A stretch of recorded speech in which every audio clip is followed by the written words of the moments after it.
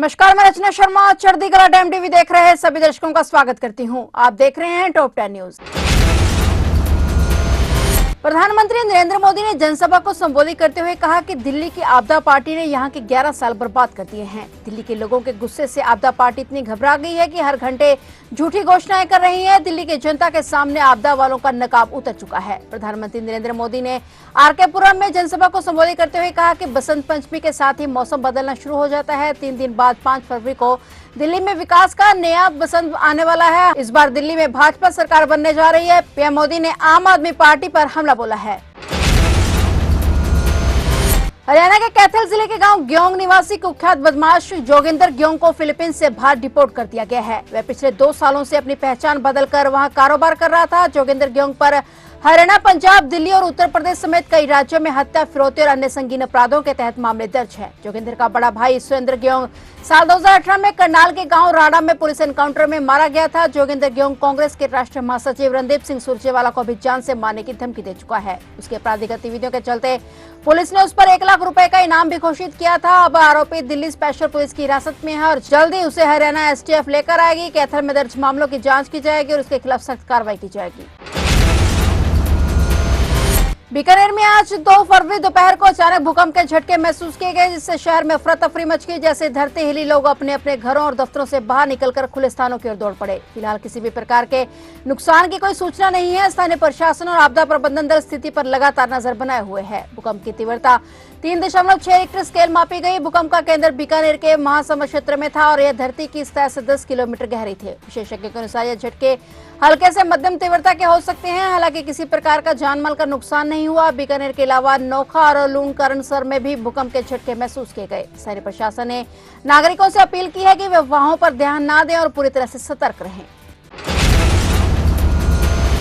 महाकुंभ में 29 जनवरी को मची भगदड़ में कम से कम 30 लोगों की मौत हो गई थी और 60 अन्य घायल हो गए थे और इसे लेकर अधिवक्ता विशाल तिवारी की ओर से सुप्रीम कोर्ट में जनहित याचिका दाखिल की गई है। याचिका में श्रद्धालुओं की सुरक्षा के लिए दिशा निर्देश देने और नियमों का पालन कराने की मांग की गई है। प्रयागराज महाकुंभ में हुए हादसे को लेकर दाखिल जनहित याचिका पर कल सुप्रीम कोर्ट सुनवाई करेगा। याचिका में श्रद्धालुओं की सुरक्षा के लिए दिशा निर्देश देने और नियमों का पालन कराने की मांग की गई। जनहित याचिका में उत्तर प्रदेश सरकार को 29 जनवरी को महाकुंभ के दौरान हुई घटना पर स्थिति रिपोर्ट प्रस्तुत करने और लापरवाही बरतने वाले व्यक्तियों और अधिकारियों के खिलाफ कानूनी कार्रवाई शुरू करने के निर्देश देने की भी मांग की गई।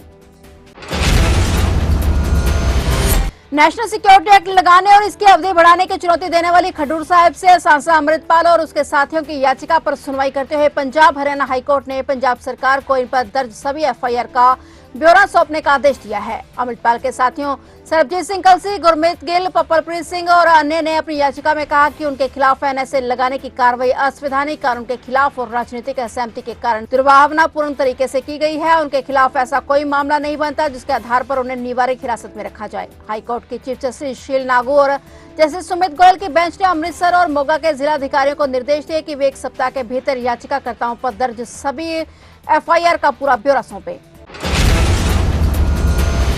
विधानसभा चुनाव में भाजपा, कांग्रेस और आम आदमी पार्टी के बीच त्रिकोणीय मुकाबला देखने को मिल रहा है। इस बीच आम आदमी पार्टी ने भाजपा कार्यकर्ताओं पर आपके कार्यकर्ताओं के साथ बदसलूकी और मारपीट करने का आरोप लगाया है, जिसे लेकर केजरीवाल ने मुख्य चुनाव आयुक्त को चिट्ठी लिखी है। अरविंद केजरीवाल ने मुख्य चुनाव आयुक्त को लिखी चिट्ठी में नई दिल्ली विधानसभा में आप कार्यकर्ताओं पर हो रहे हमले का जिक्र किया। केजरीवाल ने चिट्ठी में मांग रखी कि नई दिल्ली विधानसभा में इंडिपेंडेंट इलेक्शन ऑब्जर्वर नियुक्त किए जाए।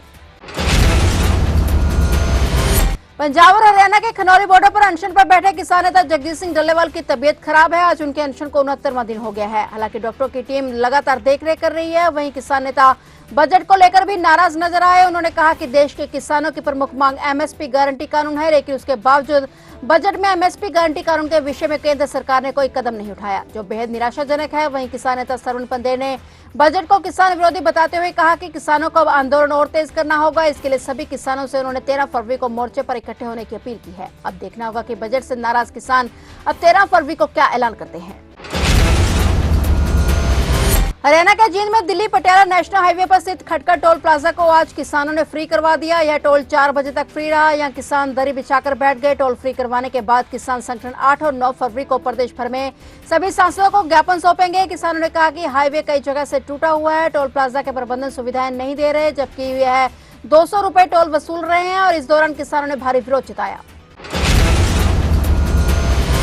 छत्तीसगढ़ के बीजापुर जिले में सुरक्षा बलों के साथ मुठभेड़ में 8 नक्सली मारे गए हैं। एक वरिष्ठ पुलिस अधिकारी ने जानकारी देते हुए बताया कि मुठभेड़ स्थल से हथियार बरामद किए गए हैं। बरामद हथियारों में से एक इंसास राइफल और एक बैरल ग्रेनेड लॉन्चर शामिल है। उन्होंने बताया कि मुठभेड़ गंगालूर थाना क्षेत्र के जंगल में उस समय शुरू हुई जब राज्य पुलिस के जिला रिजर्व गार्ड और विशेष कार्यबल सीआरपीएफ और कोबरा कमांडो एक्शन के साथ नक्सल विरोधी अभियान पर निकले थे। उन्होंने बताया कि इलाके में प्रतिबंधित भारतीय कम्युनिस्ट पार्टी माओवादियों के पश्चिम बस्तर संभाग के कैडरों की मौजूदगी की सूचना मिलने के बाद अभियान शुरू किया गया था। उन्होंने बताया कि इस मुठभेड़ के साथ ही इस साल अब तक राज्य में अलग अलग मुठभेड़ों में 50 से अधिक नक्सली मारे जा चुके हैं।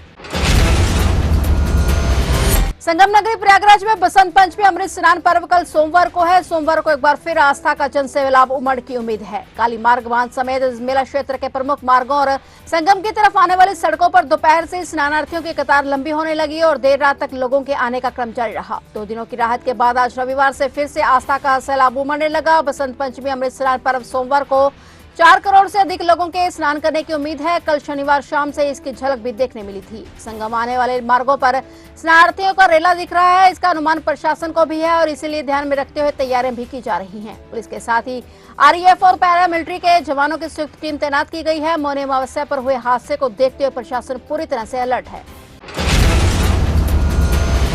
फिलहाल टॉप 10 न्यूज में इतना ही और नए समाचारों के साथ फिर से हाजिर होंगे। तब तक के लिए देखते रहिए चढ़ती कला टाइम टीवी।